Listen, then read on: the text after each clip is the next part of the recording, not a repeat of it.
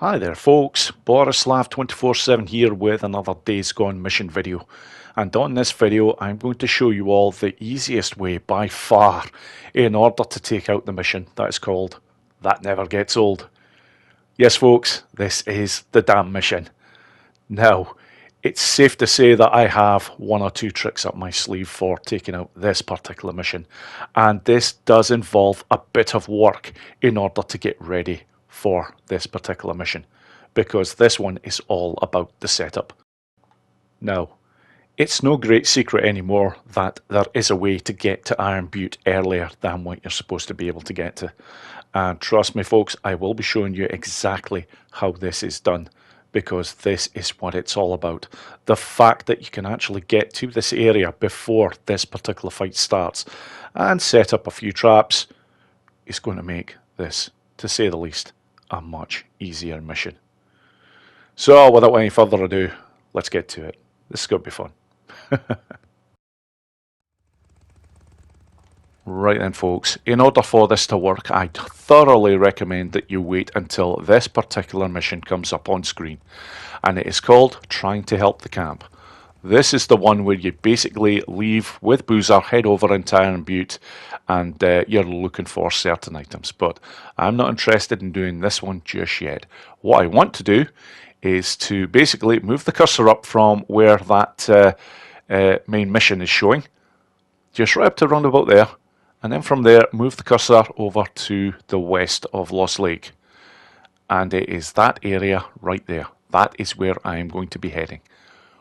But because I am painfully aware of what is coming with this particular mission, I know that I am going to lose a great number of my traps after I start that particular mission.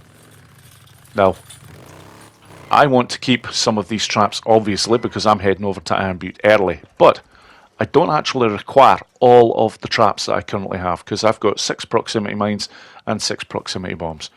I'm going to keep all the bombs, well, virtually all of them, but I am going to get rid of some of the proximity mines. And this is a fantastic spot to offload them, because you do have to place them on the ground. So if something does come over to these, it'll set them all off, but you don't have to worry about that happening here. Now, I only require 3 proximity mines in the setup, but I am going to pick up 2 en route, because there is 2 fantastic loot locations that I'm going to visit in Iron Butte before I head over to the dam. So hence that's why I actually dropped off 5 proximity mines and only 1 of the proximity bombs. But now I'm just going to get onto the bike, and now I'm just going to head over to the area that I marked on the map and take it from there. Okay, the weather changes pretty damn fast in this game, and as you can see now it's a bit of a blizzard outside. But before I get to the place that I had marked on the map, I do want to take the time to fill up with fuel, because at this point in the game I do not have a fantastic fuel tank for this particular bike. So it's certainly not the worst one, but it's certainly not the best. Anyhow, this is the area that I had marked. I'm now going past it, and this is eventually the easiest way to get into Iron Butte. However, at the moment, the entrance for this area is blocked, because there is a gate that you simply can't get past.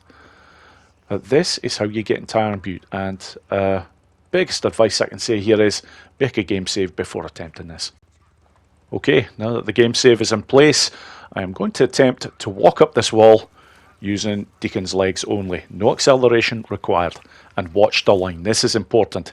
You need to head up roughly a 45-degree angle. Near the top, you need to make the transition from that rock to this rock. And if you do it using that line, you will get up there every time. It's not an easy climb. You will probably come off the bike a few times before getting it right. But once you actually do it correctly for the first time, you tend to remember exactly how to do it. But as long as you watch the line that I take, you shouldn't have too many problems. And a word for PC users, if you're attempting that, do press the caps lock button first, because it disengages the clutch on the bike, because otherwise you simply won't be able to climb that. But there we go. That is the area that was blocked. And I'm going to bring this up on the map.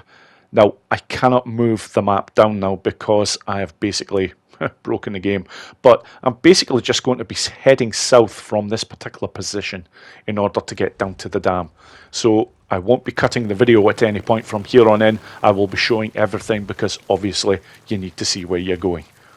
But there is a couple of areas that I want to visit first, and the first one is when you see that rock section right over there. Get off the bike, and there is a little bit of a trek here, but it is so worth it. This is one of 2 hidden loot locations that are very handy to know about indeed. And I will be honest, I should have shown these particular areas on 1 or 2 of my other videos, but I never took the time to do that. However, the fact that I'm heading over to the dam area and want to be placing some traps, yeah, it's worth coming up here for. I'm already good on so many items, but the ones that I am missing are proximity mine and a proximity bomb. Okay, very nice. Moving on to the next section, which isn't very far away from here. Both of these areas are very nearby. And in fact, truth be told, on the next mission that you actually attempt, which is when you basically head into Iron Butte with Schizo, you can actually get your hands on the next lot of goodies, because it is the way in which you actually come into Iron Butte when you're with Schizo.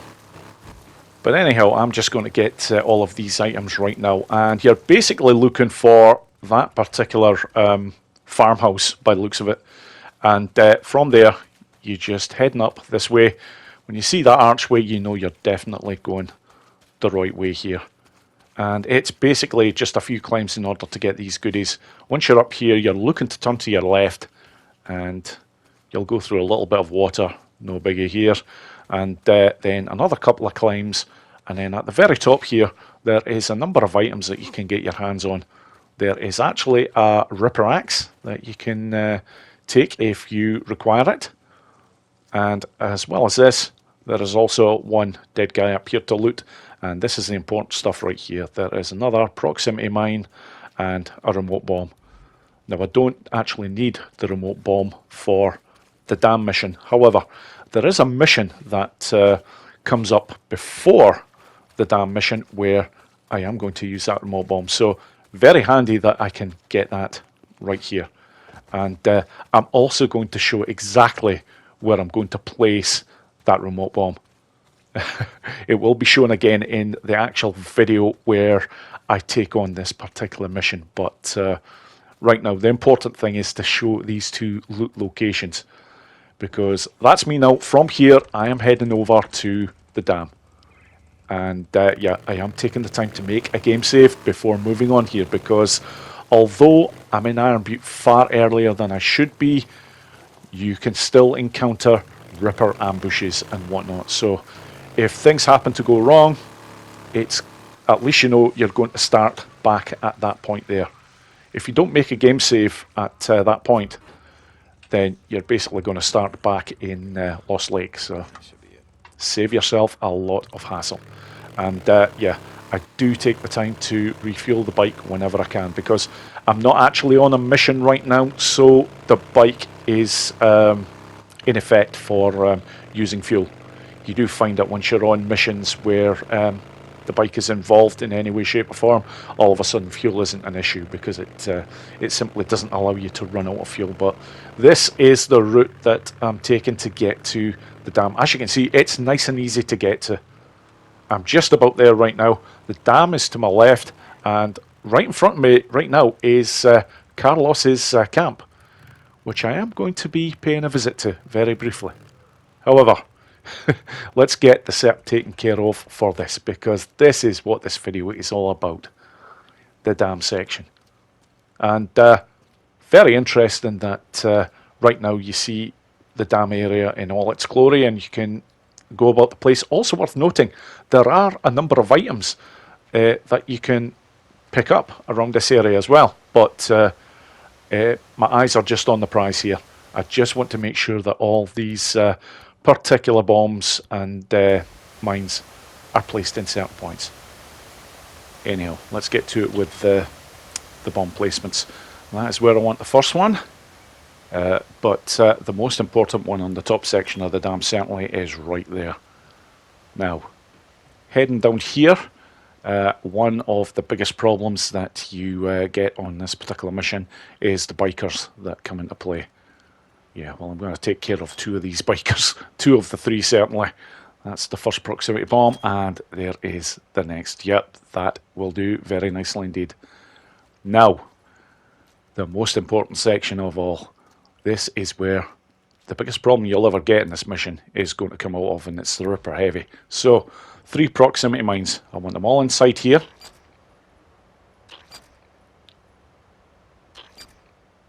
Yep, that will do nicely for the time being. I may come back and place another proximity bomb outside that building because I'm not 100% sure whether those 3 proximity mines will actually do the job. So, coming down here, I'm going to have a wee look around, just thinking roughly of where they come. This part is actually slightly tricky because you've got the added problem of Boozer moving around down here. Now, I've only got one more left to place, but obviously if you just want to go mad and just start planting things all over the place here, you can. I'm just looking for the most strategic ones that will just give me a very easy run with this dam section. And you know what, yeah, I mentioned this before, I'm going to put this one right here purely as a failsafe, because I expect those 3 proximity mines to blast that motherfucker right through that door. And yeah, that last proximity bomb should do the job nicely. So okay, let's get back to the bike. Okay, now that I'm back over at the bike, there is just one more thing that I'm going to take care of. Now, you don't need to do this. This is not essential. This does not concern the dam mission. However, this is the compound that you eventually need to escape from. And I know it might sound like I'm giving away a spoiler here, but given that the dam mission comes after this one, anybody that is watching this video already knows what has happened in this particular section anyhow. So, just need to basically head over to this spot right here. And that's it. My job is done here. Okay, once I get back to the bike, I will bring up the map just to show exactly where I am. And the good news for anyone who is playing this on any difficulty level except Survivor 2, at this point you would be able to fast travel back. Simple as. However, I am playing on Survivor 2, so I am going to have to make my own way back. And for anyone else that's playing on Survivor 2, this is how you do it. Thankfully, it is a fairly quick and a very easy journey in terms of following what you need to follow, because it is basically just keeping to the main road for most of the way. And trust me when I say, if I can make my own way back to where I need to get to without the use of anything marked on the map, anyone can. Because I am legendary when it comes to my sense of direction being so piss poor. It really is that bad. But this one is not a problem. When you get to this section here where you see that truck, just turn to the left. You will then pass a petrol station. Now at this point I like to just move a tad to the left and then swing up to this section here, because it is basically that almost like that crow's nest area that you're heading towards, or their watchtower, one of their watchtowers. And after this it's just sticking to this particular track right here. Just keep on the top level 1 at that point there, and that's it. This will basically take you right back to what would normally be one of the entrances to get into Iron Butte. That's it right there. So from here, in order to get back into Lost Lake, you simply have to make a couple of drops with the bike. So you head up here, you're looking to head over to this section where the speakers are, and then it's just 2 drops. Just make sure that both of the wheels land on the ground at the same time to minimise the damage. And that is it. Once you're through this section, and again try not to go through the deepest parts of that water, but that's it, you're done. So I will now move to the mission. Right then, at this point, a couple of things have happened. You've basically collected the det cords from Schizo's cabin. You've also picked up his very nice sniper rifle, which is going to be used in this particular mission. And now it's basically heading to the dam area. And now, thankfully, you have the luxury of being able to follow the map. Now, I'm just going to show this particular spot here very briefly. Although I'm not going to show what actually happened, you do run into a few rippers here that have to be taken care of. But you can take care of them in any way that you see fit. Don't really need to show this because this isn't what the video is about. It's all about the dam mission because this is the one that gives people quite a lot of problems. But anyhow, once I've come through that tunnel section, that is me now into Iron Butte. And I'm just going to move the video on a touch to where I'm just shy of the dam. And yeah, it's right up here, and quite literally once I get to the end of this road section here, this will trigger another cutscene.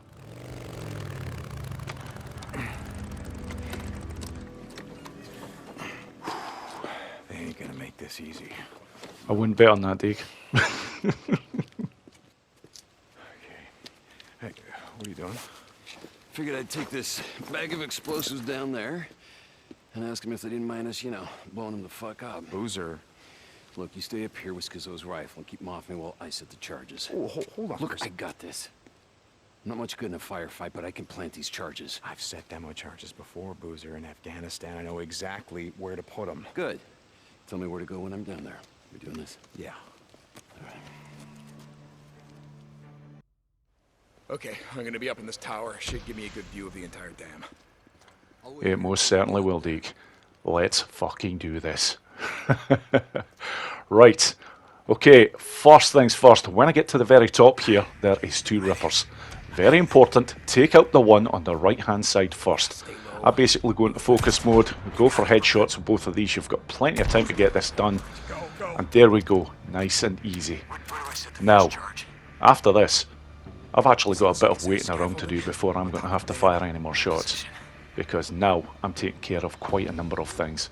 I am going to follow Boozer around here just to show where he's going, and basically when you look to see what is going to be happening with the timings, it's usually just after he's set each particular charge.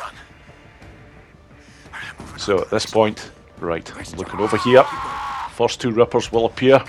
Good night. Have another one that's on here. I'm just going to move the sight over because we're in about there. Superb. If the explosion didn't kill that ripper, the faceplant off the railguard most certainly would have. And Boozer doesn't seem too happy with how things are going, but this is going fantastic so far. Okay, moving on, Boozer. The next threat for Boozer is coming from over here, but of course I have a nice wee surprise for the first two bikers that come into the picture. Yeah, and they're very quickly out of it. Now, there is a third biker still to appear, so I'm just going to wait patiently here. Yeah, just get the sight a little bit more extended, and then this should be two shots. If I got a headshot there, it would have been one, but trust me, just take two every time. Now, the biggest threat in this entire mission is coming out of this building next. And watch this. Good night, Ripper Heavy. Now, there is another two Rippers that enter the picture here, and I just wait for that first one to start running up the stairs, and then go into focus mode. Two shots, that one's taken care of, and this one here, bloody hell, I got very lucky with that shot. I thought I had actually missed, but not happy days. Moving on, Boozer is now going to head over to the far left, and there's a little bit of time to be waiting on here before the next kill is required. You basically wait until Deacon says, "Sometimes I wish I had a blade hand." When you hear that dialogue, train on that building right over there. Hey, come on, man. Sometimes I wish I had a blade hand. Yeah. Let's do this. Where is this sniper? Not even bothered about headshots here. Two shots, that's him, he's done. Now, four more Rippers now are in play here. Always go for these two first, because they are Boozer's biggest threat. Now, the two remaining Rippers here I'm only interested in the one on the right. Headshot will do nicely. Now the one on the left will move up on Boozer's position. And that's what the last proximity bomb is for. Good night. Okay, this is just about done. And there is just one more Ripper to take care of.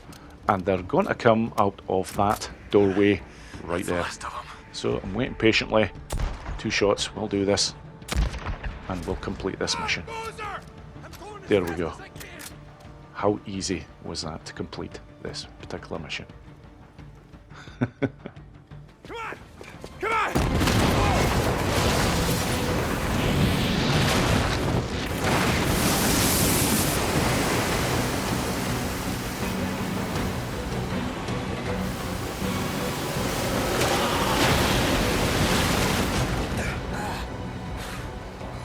Holy shit! Are you okay?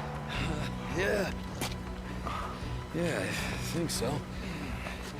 Unless, wait a minute, was this already... Absolutely love Boozer's humour on Days Gone. Fantastic. But that is it, folks. That pretty much brings me to the end of this video. Now I know there's a lot of people that will probably argue the fact with me when they watch this and think, was it really worth all the time and hassle to get the setup like that in order to take out this one mission? Well, in my opinion, yes. Thank you so much for watching, folks, and I hope you all enjoyed the video. Take care.